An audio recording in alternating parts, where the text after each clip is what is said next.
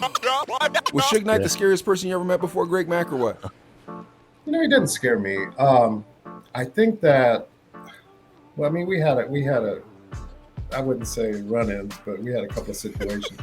Run-ins. I personally think that Suge Knight was very instrumental in making the music industry better for Black artists. So I have a lot of admiration and respect for him. And I wasn't, so excited about his tactics, but I just think that he changed the way Black artists were treated.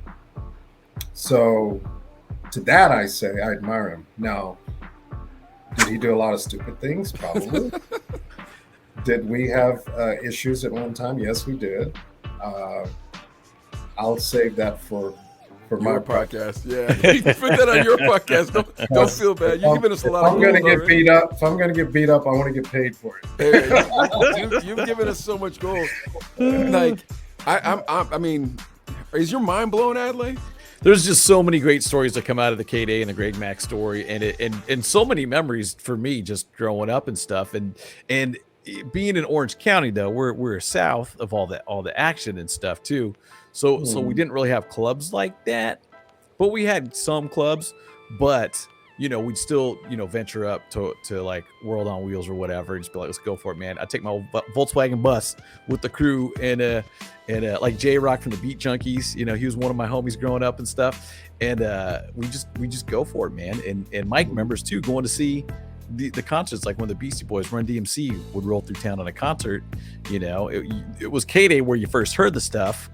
And then now you're seeing these shows. Yeah, now you're seeing Public Enemy. To Orange County. Public Enemy and Stetson Sonic. It's like, oh man, this is phenomenal. Real quick, I'm really interested on that perspective of Suge Knight taking care of the Black artists, because I never thought about that before. But you're absolutely right. Like, because we did a bunch of stories about how artists got took in that time frame. They'd give them a wad of cash and then that's it. No points on the record.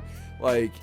I mean, like, you are correct. Black artists were being A, taken advantage of, and B, marginalized in the sense that, like, these are giant artists and radio stations weren't playing them. So but I never thought about that about Suge, like showing him the respect. I don't know, and that shows how great a guy Greg Mack is, because he could just clown him and we'd believe everything he said. If he was like, his feet smell, blah, blah, blah, we'd be like, go ahead, Greg.